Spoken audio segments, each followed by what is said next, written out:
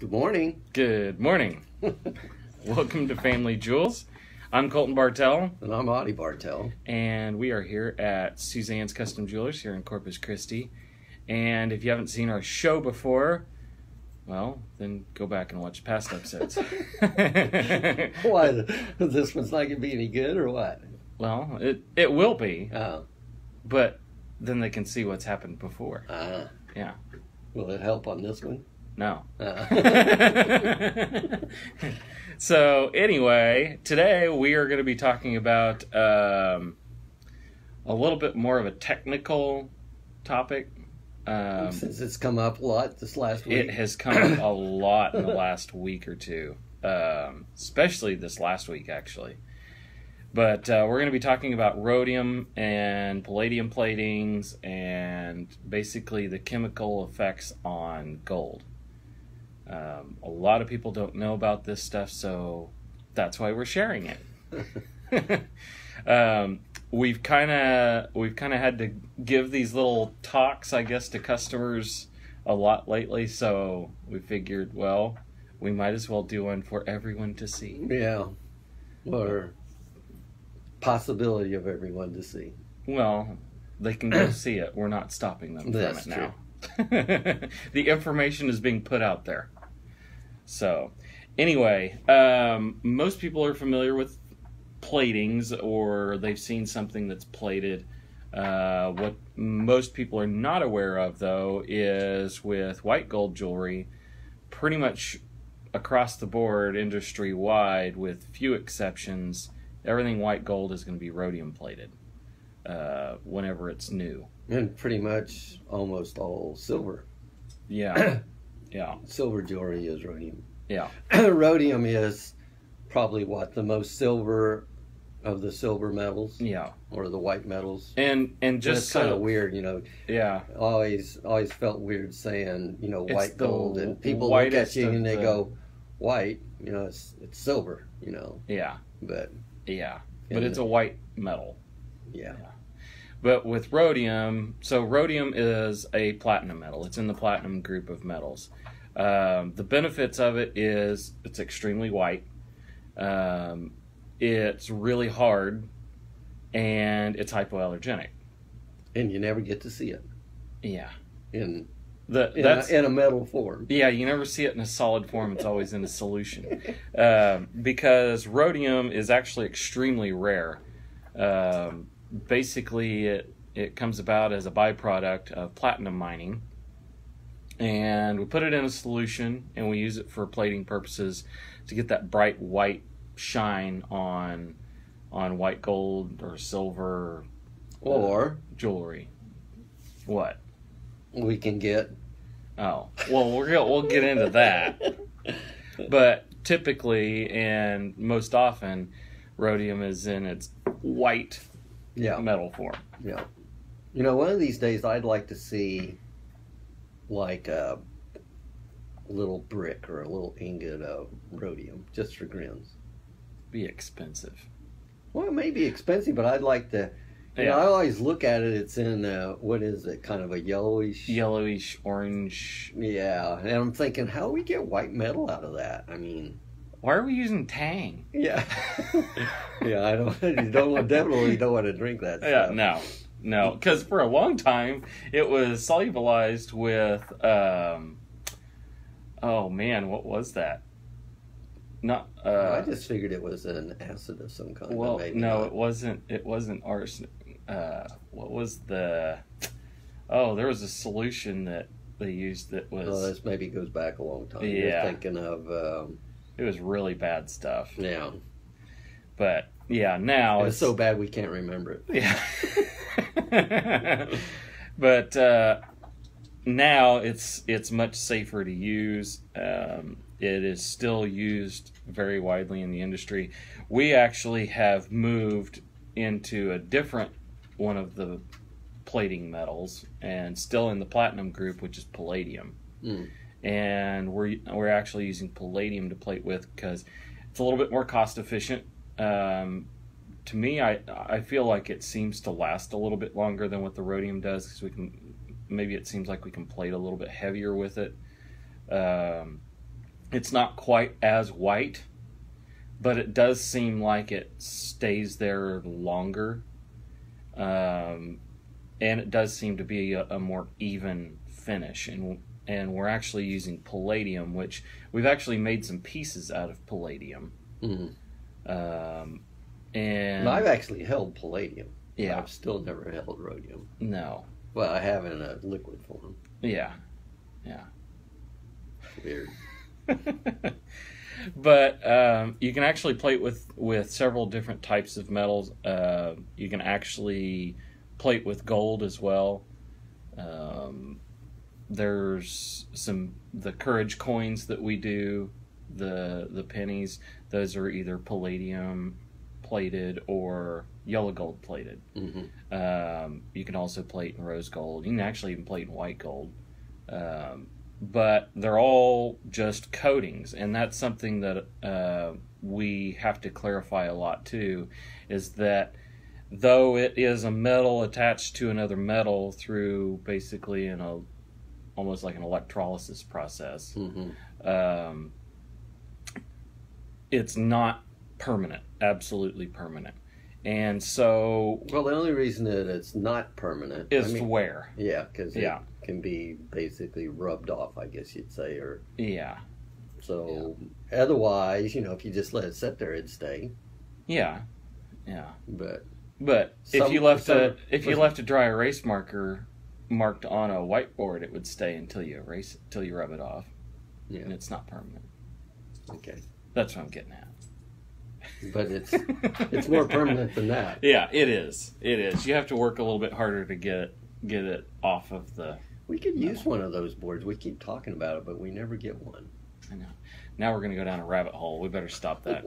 So anyway, we've got kind of an example, and this is going to kind of lead into a little bit of what we're going to talk about, which is some of the colors of rhodium that you can get. But what we wanted to show you is kind of the effects of the wear, and you can kind of see it's white on the bottom here, and it's black on top.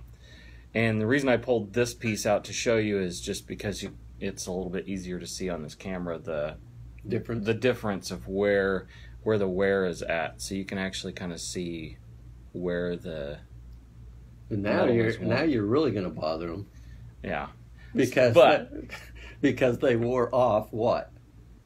The plating. Which was? White. Or on this one it was black. Yeah. Black what? Rhodium. Yeah. So that's where we were going to go with this, was that rhodium comes in a ton of different colors too.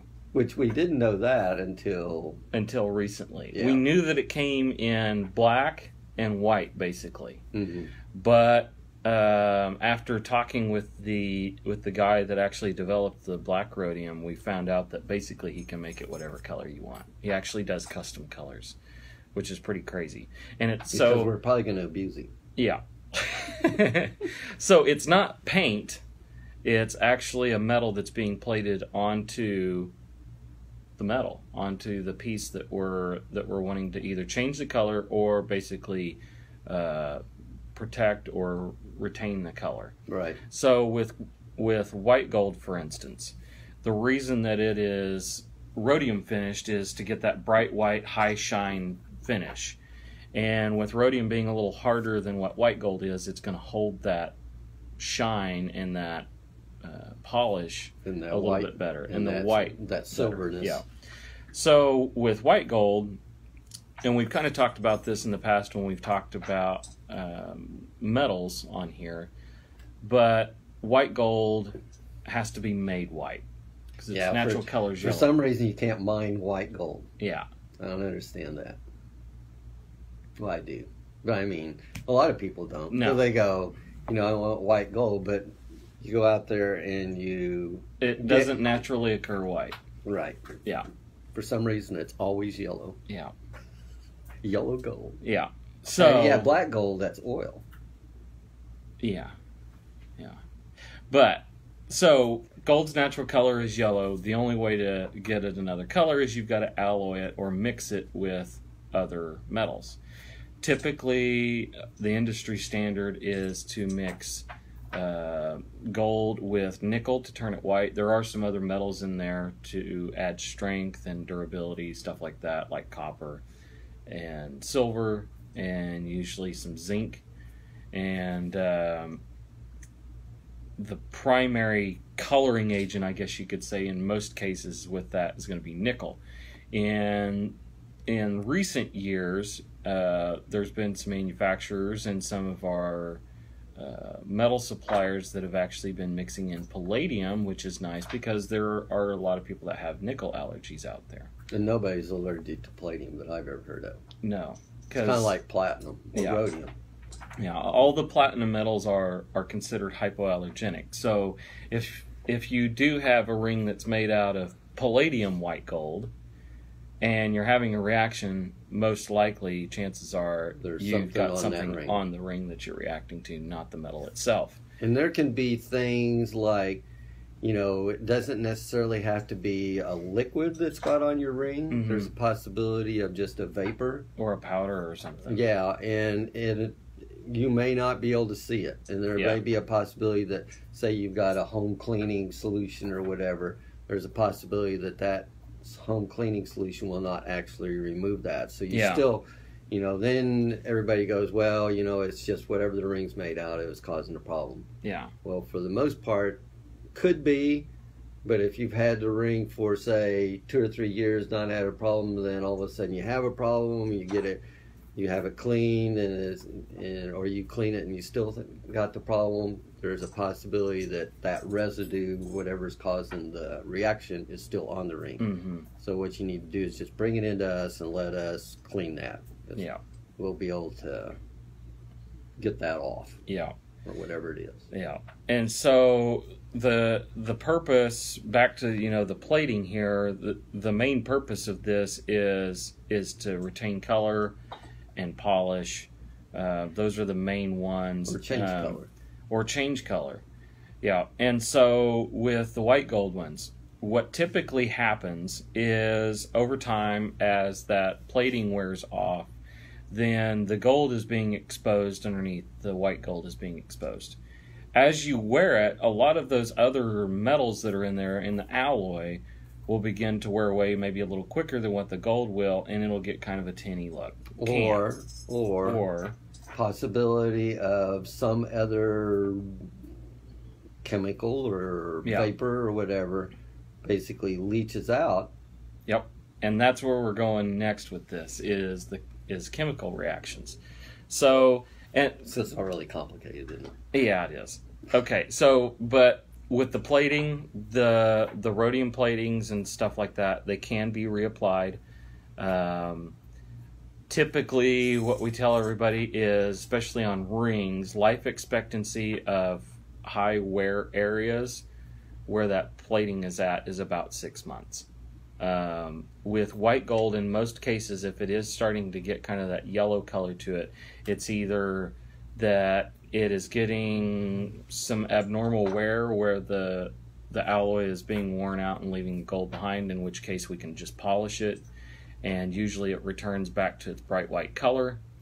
Or, in the case that you just brought up, that we have a chemical reaction, then we may need to do a little bit more work. But in either case, in order to reapply that finish, that plating, we actually have to remove all of it first in order to get a nice even plate afterwards. Otherwise, it's like trying to... It's kind of spotty. Yeah, it's like, say you had some paint wear off your car or something like that, and then you just went and sprayed new paint over it instead of prepping it and refinishing it and everything. It's probably not going to look real pretty. It'll probably cover, but it ain't going to look good. May have a texture. Yeah. So what we do is we do refinish the piece, whatever it may be, and then replate it, which is a fairly simple process once we get to that point. But actually, it's a very precise... There's probably as much labor in getting it back to where we need to plate it than there is plating it. Yeah. So, with that being said, talking about chemical reactions with gold, there's actually a few of them out there that are pretty nasty. And let's kind of back up a little bit. For the most part, if it's pure gold, there's not a whole lot that bothers pure gold. No, it's actually attacking the alloy, the other metals in the. So to give you an idea, a 14 karat gold piece, that means that 14 parts of that 24 parts is yellow gold. Yeah. And the other 10 parts are going to be other metals. Typically copper, zinc, and nickel, and silver. Yeah.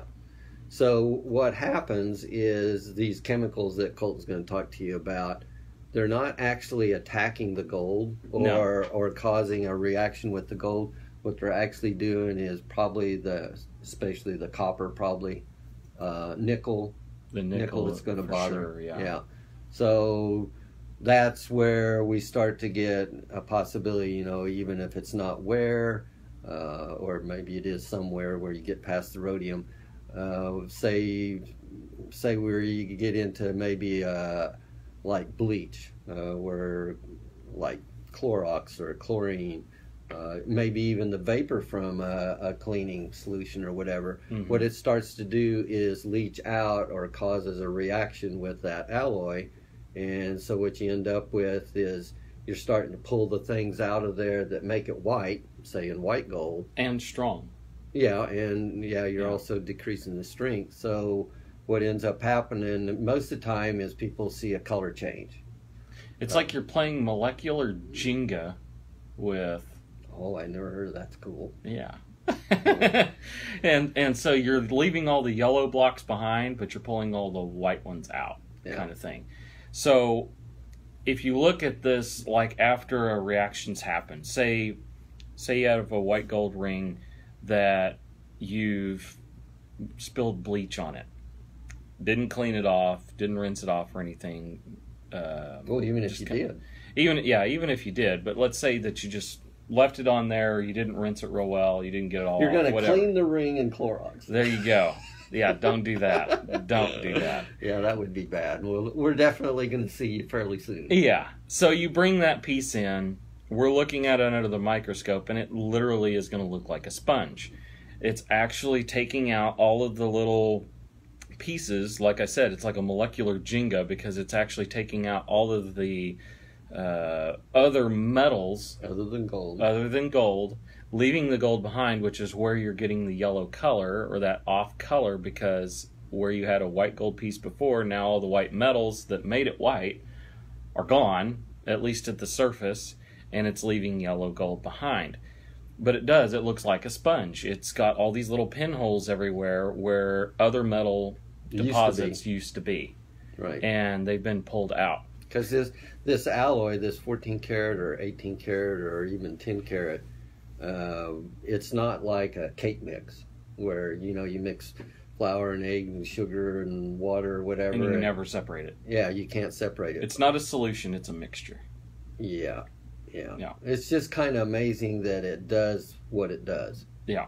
I mean, it's but just like these chemicals can actually pull out those ingredients. Now, and I guess there'd be a possibility that you could use in certain chemicals, you could pull out certain metals or whatever, but for the most part, in these, chlorine basically removes a lot of stuff. Yeah, so not the gold. Chlorine, bleach, and iodine are the typical ones that you might run into on a normal basis, I guess. Those three can and will. Three. What's the other? Chlorine, bleach, and iodine. Well, bleach and chlorine, I know, but I separate them out for purpose because one's thought of as cleaning, the other one is your pool. Oh. So, because you may see people trying to eat Tide Pods but not throw them in their pool. Don't do that either. Yeah, don't do that. So anyway, with that being said, if you do run into any of these chemicals, make sure that it's not getting on your gold jewelry, because it can and will permanently cause damage to those pieces.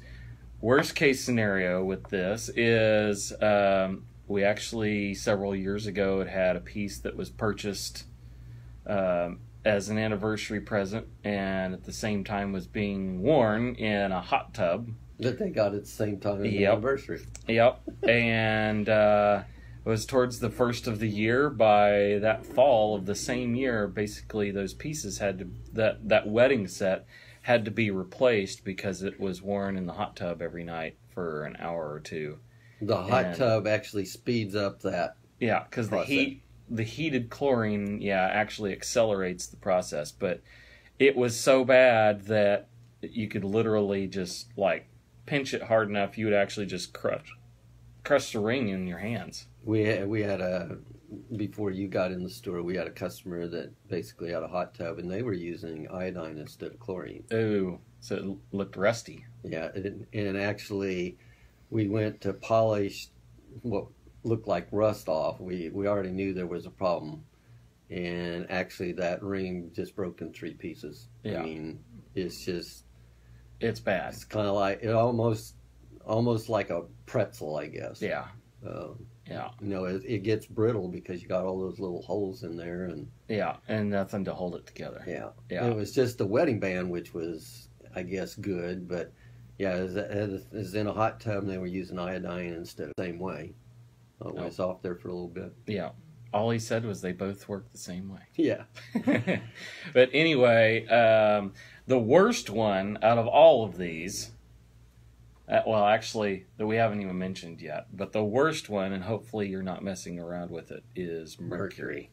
Where these other ones maybe take a little bit of time to cause noticeable damage, mercury will do it in seconds. Well, okay, so now this is a whole different process because chlorine and iodine work on the alloy. Yeah. Mercury will dissolve everything. Basically loves gold. Yeah. I mean, back in the old days in the mining where they were sluicing stuff, and what they do is they'd use mercury to collect that gold. Yeah. And then they'd stick it in a potato and cook the potato, so supposedly the mercury burns off. Well, what was bad there is they were breathing the mercury. Yep. But all that was left in that burnt potato was gold. Gold. Yeah. Well, and they used the same process to create what they called death clocks long back in the day. Well, and then they used to use it in fillings in teeth? Yeah. Yeah. Yeah, it's bad. Yeah. But so mercury is the worst one. And with that, the worst I've seen was a nurse that had a thermometer break in her hand, and within just seconds went right through the ring.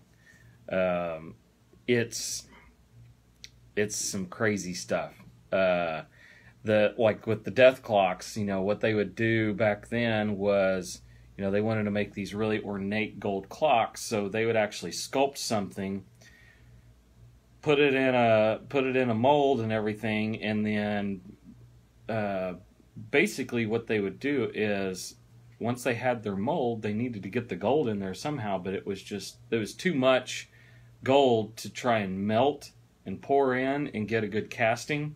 So they would take gold, mix it with mercury. The mercury would solubilize the gold into just a room temperature liquid, and they would just pour it into the molds, and then they'd burn it off. And all the while, they're in there breathing those fumes. So typically the guys making those clocks only made a handful of them. Because they would just basically... I wonder how long it took them to figure out that this isn't the right way to do that. I don't know. Too long.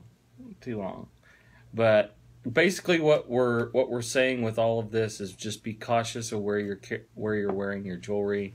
If you're going to be using chlorine or bleach or iodine for anything, definitely keep your jewelry away from it, because even the vapors from these can actually attack your jewelry. And since we're close to the ocean, it would be a really good idea not to wear jewelry into the ocean.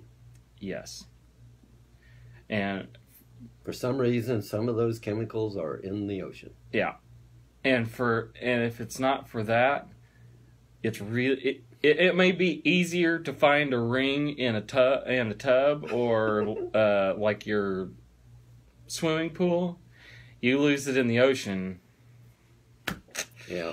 If it's a stone, the metal detector's not even going to help you. No, I think you're you can pretty well say you're going to have to go replace it. Yeah. So, yeah, just be cautious with it. But like we said, the rhodium platings, those can be reapplied. They can be done in a bunch of different colors. The typical ones you're going to see in most cases are going to be white and black. If you do have a white gold piece that is getting kind of a yellowy color to it, at any point, just bring it in and let us look at it. Most of the time, it's a simple polish that will take care of that. But in other cases, we may look at it a little bit closer to see if it's getting chemical damage from any one of the chemicals that we talked about today. So, but in the meantime, enjoy you guys this week. Thank you for joining us here on Family Jewels. And if you want to stop by, we're at 4226. Where else are we going to be at? Huh? I almost said our old address. Yeah. 4226 South Alameda here in Corpus Christi in the Town and Country Shopping Center. You can get a hold of us at 361-991-7565 or message us right here on Facebook. Also, you can check us out on our website at suzannes-jewelers.com. But if you guys have any questions or comments, please feel free to leave them with us, and we will be glad to get back to you with it. Thank you. We'll see you next week. Bye.